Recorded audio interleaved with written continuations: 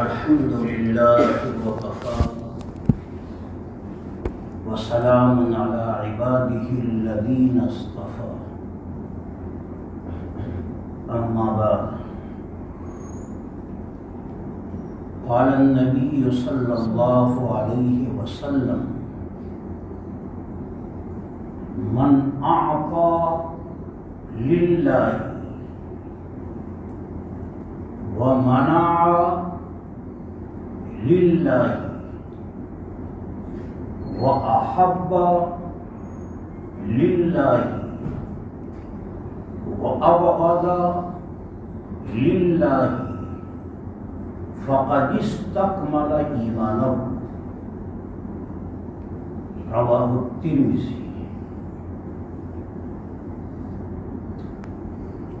محترم بزرگوں اور عزیز نوجوانوں، نبی اکرم صلی اللہ علیہ وسلم نے ایمان کامل کی 4 علامتیں بتلائی ہیں۔ نبی اکرم صلی اللہ علیہ وسلم نے اس حدیث پاک میں ایمان کامل کی 4 علامتیں بتلائی ہیں۔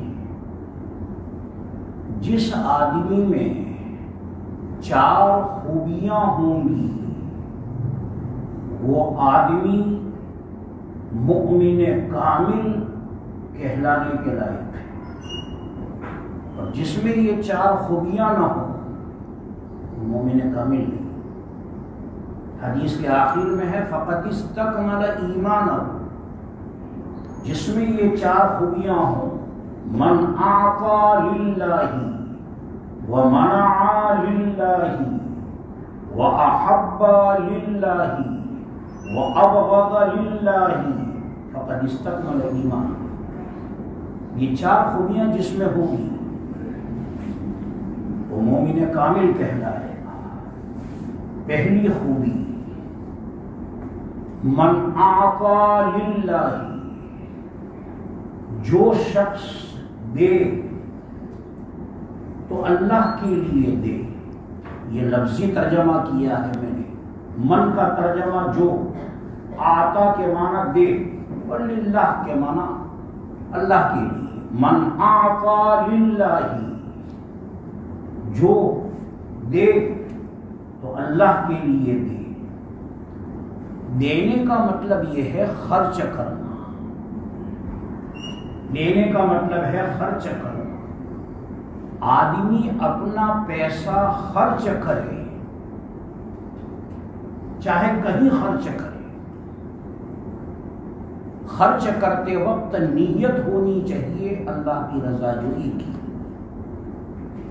جو اپنا پیسہ خرچ کرے گا للہ، اللہ کے لیے، اور اللہ کے لیے کا مطلب ہے اللہ کی رضا جوئی کے لیے، اللہ کے خوشنودی کے لیے، کہ جو شخص اپنا پیسہ خرچ کرے گا اللہ کی رضا جوئی کے لیے، یہ پہلی خوبی ہوئی کہ اپنا پیسہ آدمی خرچ کرتا ہے اللہ کی رضا کی خاطر۔ نام و نمود مقصود نہیں، شہرت مقصود نہیں، ریا مقصود نہیں، دکھاوا مقصود نہیں، صرف اللہ کی رضا مقصود۔ اب ذرا سوچیں، آدمی اپنا پیسہ کہاں کہاں خرچ کرتا ہے؟ سوچیں، آدمی اپنا پیسہ کہاں کہاں خرچ کرتا ہے؟ نمبر 1، سب سے پہلے آدمی اپنا پیسہ اپنی ذات پر خرچ کرتا ہے۔ آدمی سب سے پہلے اپنا پیسہ اپنی ذات پر خرچ کرتا ہے۔ آدمی کو کھانے کی حاجت ہے، آدمی کو پینے کی حاجت ہے، آدمی کو لباس کی حاجت ہے، آدمی کو گھر کی حاجت ہے۔ کیا حاجت نہیں؟ ساری حاجتیں انسان کے ساتھ لگی ہوئی ہیں۔ کھانے کی حاجت، پینے کی حاجت، پہننے کی حاجت، رہنے سہنے کی اور سمجھے جو ہے حاجت، اوڑھنے بچھونے اور سمجھے جو ہے اس کی حاجت۔ تو آدمی کو اور سمجھے جو پہننے کے لیے کپڑا چاہیے، کھانے کے لیے اور سمجھے جو ہے روٹی چاہیے اور سمجھے جو ہے غذا چاہیے اور سمجھے یہ جو ہیں آدمی سب سے پہلے جو اپنا پیسہ خرچ کرتا ہے اپنی ذات پر خرچ کرتا ہے۔ نمبر 2 پر آدمی اپنا پیسہ خرچ کرتا ہے اپنے اہل و عیال پر، بیوی بچوں پر۔ نمبر 2 پر آدمی اپنا پیسہ خرچ کرتا ہے اپنے اہل و عیال پر، بیوی بچوں پر۔ نمبر 3 پر آدمی اپنا پیسہ خرچ کرتا ہے اپنے ماں باپ پر۔ خاندان میں اگر کوئی سمجھے نادار ہے اور غریب ہے اور محتاج ہے اور کوئی کمانے والا نہیں ہے اور سمجھے جو ہے کوئی اس کی خبر گیری کرنے والا نہیں ہے، تو اولاً ماں باپ کی خبر گیری کی جاتی ہے اور ماں باپ پر خرچ کرتے ہیں، اور ماں باپ کے بعد پھر خاندان میں جو سمجھے جو ہیں قابل سمجھے مدد ہیں ان کی مدد کی جاتی ہے اور سمجھے جو ہے پھر آدمی اپنا پیسہ خرچ کرتا ہے غریبوں پر، محتاجوں پر، حاجت مندوں پر، ضرورت مندوں پر، بیواؤں پر، یتیموں پر آدمی اپنا پیسہ خرچ کرتا ہے۔ پھر آدمی اپنا پیسہ خرچ کرتا ہے راہ خیر میں، آدمی اپنا پیسہ خرچ کرتا ہے راہ خیر میں۔ اگرچہ غریبوں پر مدد کر، غریبوں پر خرچ کرنا، بیواؤں پر خرچ کرنا، حاجت مندوں پر خرچ کرنا، ضرورت مندوں پر خرچ کرنا یہ بھی راہ خیر ہے، لیکن میری مراد راہ خیر سے یہاں مسجد اور مدرسہ ہے اور رفاہی کام ہے۔ آدمی اپنا پیسہ مسجد میں دیتا ہے، مدرسے میں دیتا ہے، اور مسلمانوں کے جو اجتماعی کام ہیں ان میں سمجھے اپنا پیسہ خرچ کرتا ہے۔ پھر آدمی دوست اور احباب پر اپنا پیسہ خرچ کرتا ہے۔ تنہائی میں بیٹھ کر کاغذ اور قلم لے کر کے فہرست بناؤ گے تو ایک لمبی فہرست بنے گی کہ جہاں آدمی اپنا پیسہ خرچ کرتا ہے۔ سب سے پہلے آدمی اپنی ذات پر خرچ کرتا ہے، پھر اہل و عیال پر خرچ کرتا ہے، پھر ماں باپ پر خرچ کرتا ہے، پھر خاندان میں حاجت مندوں جو ہیں ان پر خرچ کرتا ہے، پھر سمجھے مسلمانوں میں جو حاجت مند ہیں، ضرورت مند ہیں اور سمجھے محتاج ہیں، غریب ہیں، ان پر پیسہ خرچ کرتا ہے۔ کار خیر میں آدمی اپنا پیسہ، مدرسہ مسجد میں سمجھے اپنا پیسہ سمجھے دیتا ہے۔ الغرض یہ کہ ایک لمبی فہرست ہے کہ جہاں آدمی اپنا پیسہ خرچ کرتا ہے۔ حدیث پاک میں فرمایا گیا من اعطى للہ، جب تم اپنا پیسہ خرچ کرو، کہیں بھی خرچ کرو تو نیت اللہ کی رضا جوئی کی ہونی چاہیے۔ مثال کے طور پر آدمی اپنی ذات پر پیسہ خرچ کرتا ہے۔ ہم اپنی ذات پر پیسہ خرچ کرتے ہیں، چائے پیتے ہیں، کھانا کھاتے ہیں، پوری کھاتے ہیں، ساری چیزیں کھاتے ہیں اور سمجھے جو ہے پوری کھاتے ہیں، چائے پیتے ہیں، ناشتہ کرتے ہیں، کھانا کھاتے ہیں اور سمجھے جو ہے یہ چیزیں اور سمجھے جو ہے، لیکن کبھی یہ نیت نہیں ہوتی ہماری کہ یہ جسم جو اللہ نے ہمیں دیا ہے اور یہ باڈی یا سمجھے جو اللہ نے ہمیں دی ہے یہ اللہ کی امانت ہے، ہم اس کے مالک نہیں ہیں اور سمجھے جو ہے اگر ہم مالک ہوتے تو خودکشی کرنا جائز ہوتا، لیکن خودکشی کرنا حرام ہے۔ کیوں حرام ہے؟ اس لیے کہ یہ باڈی اور یہ جسم اور یہ جان اور سمجھے اور یہ اللہ کی امانت ہے۔ حدیث پاک میں نبی پاک نے فرمایا ان لنفسک علیک حقا، تمہارے نفس کا بھی تمہارے اوپر حق ہے۔ اور سمجھیے کھانا ضروری ہے، اگر نہیں کھاؤ گے تو یہ جسم لاغر ہو کر کے اور سمجھے کمزور ہو کر کے ختم ہو جائے گا۔ اور سمجھے اللہ نے ایک امانت دی تھی تم کو، لیکن تم نے اور سمجھے اس امانت میں خیانت کی، لہذا کھانا بھی ضروری ہے اور سمجھے جو ہے، اور کچھ نہیں تو سنت سمجھ کر کے اور سمجھے کھانا ہے۔ ہمارے ایک بزرگ گزرے حضرت مولانا قاسم نانوتوی، ہر کوئی ان کے نام سے واقف ہے اور سمجھے دارالعلوم دیوبند کے بانی جنہوں نے دارالعلوم دیوبند کی بنیاد رکھی، وہ فرمایا کرتے تھے کہ اگر مجھے 6 مہینے تک کھانا نہ ملے اور پانی بھی نہ ملے اور مجھے ایک کمرے میں بند کر دیا جائے اور باہر تالا لگا دیا جائے اور 6 مہینے کے بعد اگر کمرہ کھولا جائے انشاءاللہ میں زندہ ہوں، مجھے اب زندہ رہنے کے لیے پانی کی حاجت نہیں، پینے کی حاجت نہیں. میری روحانیت اتنی قوی ہو گئی ہے کہ بغیر کھائے اور پیے اور سمجھے میں جی سکتا ہوں اور سمجھے. لیکن فرماتے تھے اس لیے کھاتا ہوں کہ یہ جسم اللہ کی دی ہوئی امانت ہے، اور اس لیے کھاتا ہوں کہ کھانا سنت ہے، سنت سمجھ کر کے کھاتا ہوں. ایک پتلی سی روٹی کھاتے ہیں، فرماتے سنت سمجھ کر کے کھاتا ہوں. تو بہرحال اور سمجھے سنت سمجھ کر کے کھائیں. پیٹ تو ویسے بھی بھرے گا، بغیر نیت کے کھاؤ گے تو بھی پیٹ بھرے گا. لیکن اگر اتنا منہ سے بولنے کی کچھ ضرورت نہیں ہے، صرف دل میں اتنا استحضار، جب کھانے کے لیے بیٹھیں تو دل میں اتنا استحضار کہ کھانا اس لیے کھاتا ہوں تاکہ جسم میں طاقت رہے اور میں اور سمجھے کھڑے ہو کر کے نماز پڑھ سکوں اور اللہ کی عبادت کر سکوں. اور سمجھے اگر نہیں کھاؤں گا تو جسم کمزور ہو جائے.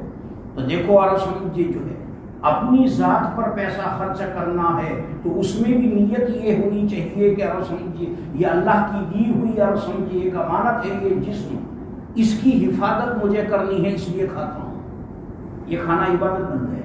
اور یہ تمہارا پیسہ اپنی ذات پر خرچ کرنا اور سمجھیے عبادت بن گیا. اہل و عیال پر آدمی خرچ کرتا ہے، گھر والوں کے لیے اور سمجھیے کون سی کیا چیز نہیں لاتا ہے، ہر چیز لاتا ہے، چاول ہے، دال ہے، یہ ہے، وہ ہے، ساری ضروریات. لیکن ہماری نیت کچھ نہیں ہوتی. حدیث میں ہے انما الاعمال بالنیات. نیت ہوگی تو اور سمجھے ثواب ملے گا، نیت کے بغیر اور سمجھے.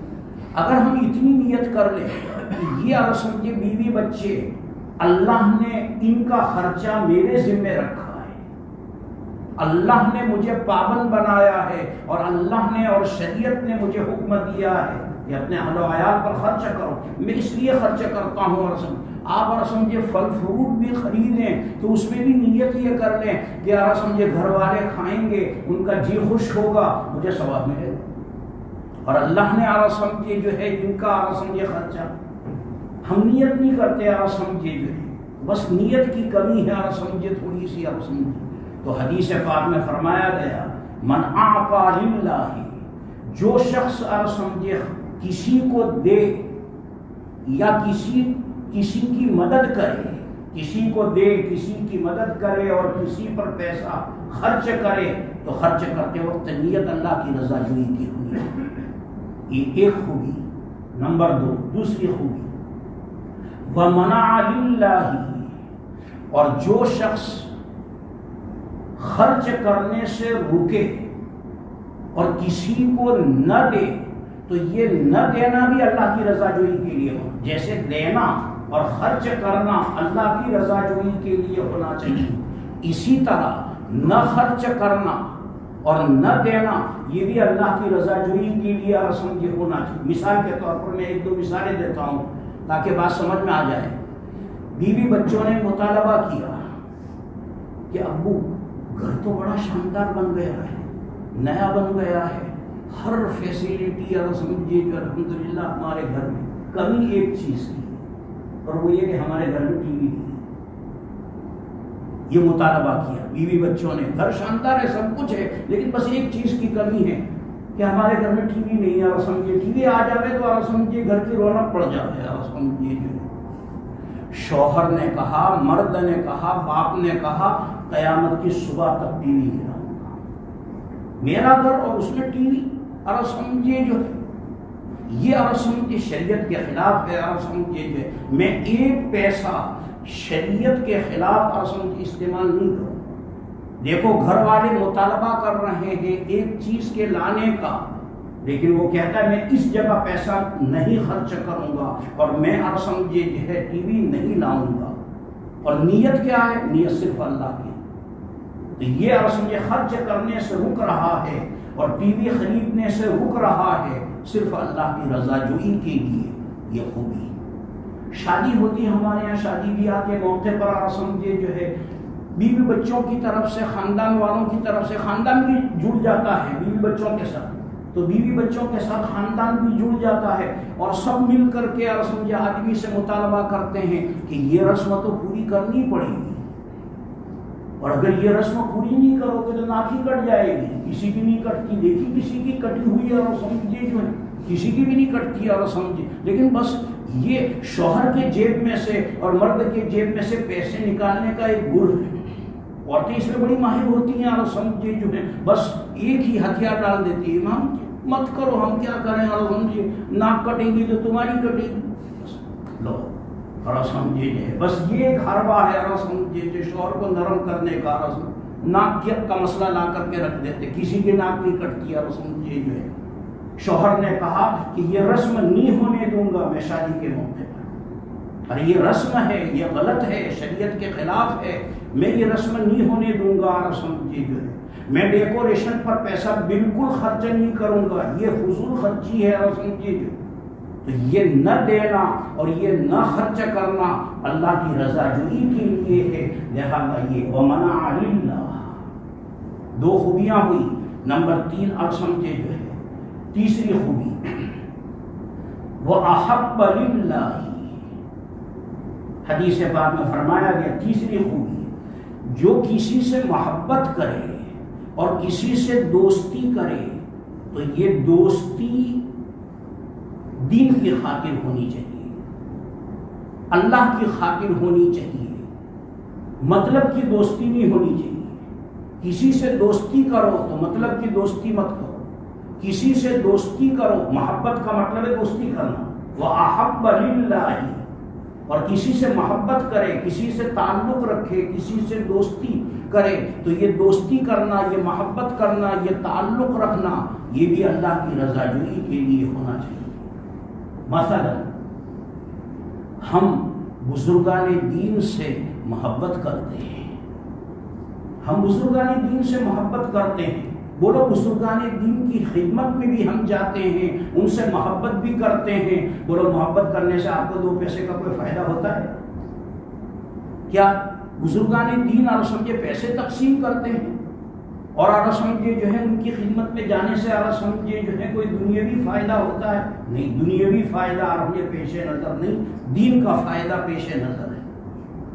بزرگوں کی صحبت میں رہنے سے اور بزرگوں سے محبت کرنے سے اللہ ملتا ہے، اور اللہ مل جاوے تو کیا، اور سمجھے یہ سب سے بڑی چیز، تو ہم بزرگوں سے اس لیے محبت کرتے ہیں، اور بزرگوں کا مطلب یہ نہیں کہ اور سمجھے جو ہے جو خانقاہوں میں، ہماری مسجدوں میں بھی بزرگ ہوتے ہیں، جو نمازی بندہ ہے اور جو دین پر چلنے والا وہ بزرگ ہے، اور سمجھے جو ہے یہ نہیں کہ اور سمجھے جو ہے رمضان میں جو خانقاہیں چلاتے ہیں وہ بزرگ نہیں، وہ بزرگ نہیں، ہماری مسجدوں میں، ہمارے محلوں میں بھی اور سمجھے اللہ کے نیک بندے اور سمجھے ہوتے ہیں، جو صوم و صلاۃ کے پابند ہوتے ہیں، جو تہجد کے اور سمجھے جو ہے پابند ہوتے ہیں، یہ اور سمجھے بزرگ ہیں، ان سے محبت رکھو، ان سے تعلق رکھو۔ کیوں تعلق رکھو؟ اس لیے کہ یہ اللہ کا ولی ہے، یہ اس کا اللہ سے تعلق ہے، تم اس سے تعلق رکھو گے تو اللہ خوش ہوں گے، اللہ خوش ہوں گے اور اللہ راضی ہوں گے، اللہ کی خوشنودی مقصود ہے۔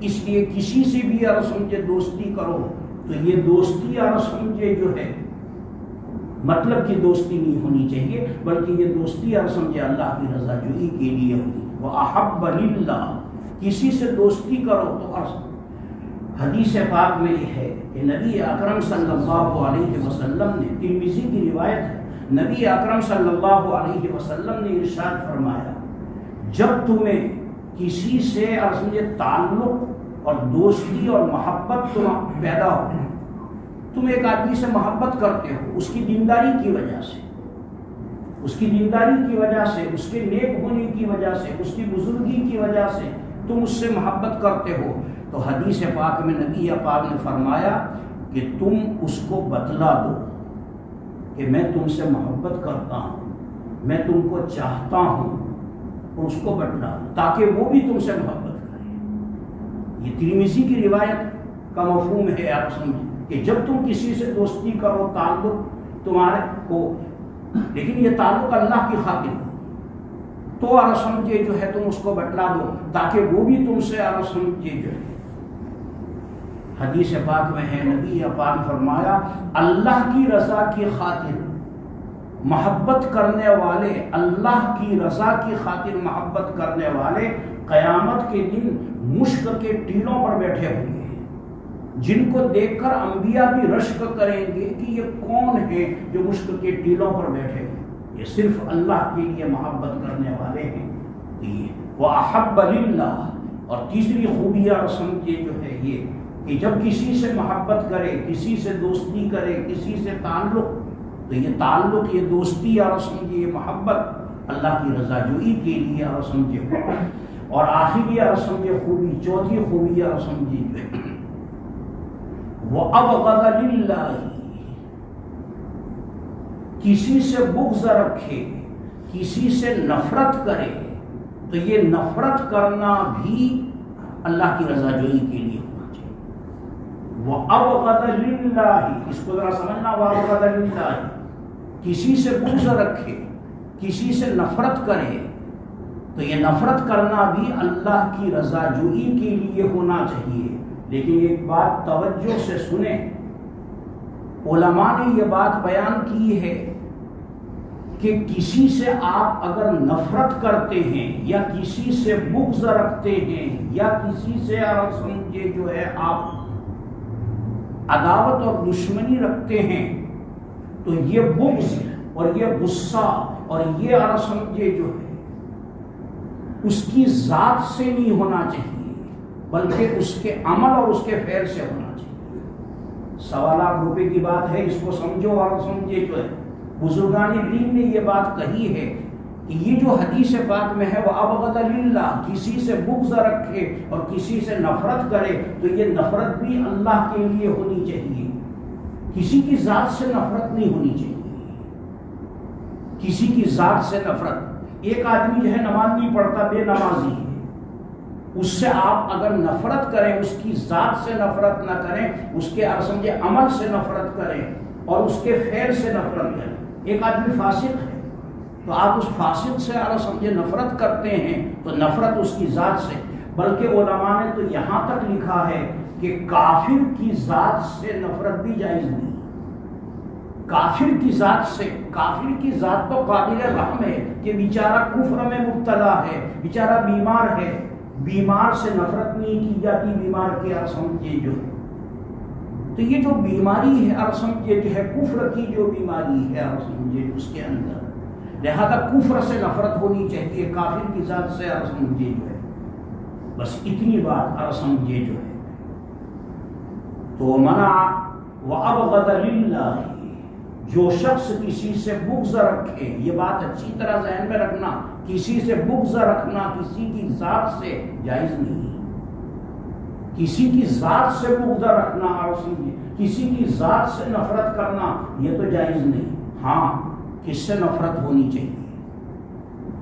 بولو، اس کے عمل سے. ارے اس کے عمل سے. ایک آدمی شرابی ہے، آپ کو اس سے نفرت ہے، کس بنیاد پر نفرت ہے؟ اس کی ذات سے نفرت نہیں، بلکہ اس وجہ سے کہ وہ ایک سمجھے گناہ میں مبتلا ہے، وہ ایک گناہ میں مبتلا ہے. اس گناہ کی سے نفرت ہونی چاہیے، نہ کہ اس کی ذات سے. ایک آدمی سمجھے جو ہے گنہگار ہے، گنہگار کی ذات سے نفرت نہیں ہونی چاہیے، بلکہ وہ جو گناہ کرتا ہے ان گناہوں سے سمجھے نفرت ہونی چاہیے. تو بہرحال حدیث پاک میں ایمان کامل کی 4 علامتیں سمجھے بتلائی گئی. من اعطى للہ ومنع للہ واحب للہ وابغض للہ، جو شخص اپنا پیسہ خرچ کرے، کسی بھی جگہ خرچ کرے، تو اس میں اللہ کی رضا جوئی مقصود ہو، دکھاوا مقصود نہ ہو، نام و نمود مقصود نہ ہو، اللہ کی رضا جوئی کی نیت ہو. ومنع للہ، جو شخص نہ دے کسی، اور جو شخص خرچ کرنے سے روکے، تو یہ خرچ کرنے سے رکنا یہ بھی اللہ کی رضا جوئی کے لیے ہونا چاہیے. واحب للہ، اور جو شخص کسی سے محبت کرے تو یہ محبت کرنا بھی اللہ کی رضا جوئی کے لیے ہونا چاہیے. اور وابغض للہ، جو شخص کسی سے نفرت کرے اور غصہ کرے تو یہ غصہ بھی اللہ کے لیے ہونا چاہیے، اور یہ نفرت بھی آپ سمجھے جو ہے. لیکن یہ بات اچھی طرح ذہن نشین کر لیں کہ گنہگار کی ذات سے نفرت نہیں ہونی چاہیے، گنہگار کے فعل سے، گناہ سے نفرت کرنی ہے، گناہگار کی ذات سے نہیں کرنی ہے. اور سمجھے شرابی کی ذات قابل نفرت نہیں، اس کا عمل قابل نفرت ہے۔ چور کی ذات قابل نفرت نہیں، اس کا عمل جو ہے وہ قابل نفرت ہے۔ اللہ تبارک و تعالیٰ یہ چار خوبیاں ہمارے اندر اور سمجھے جو ہے پیدا کرے تاکہ ہمارا ایمان کامل بنے۔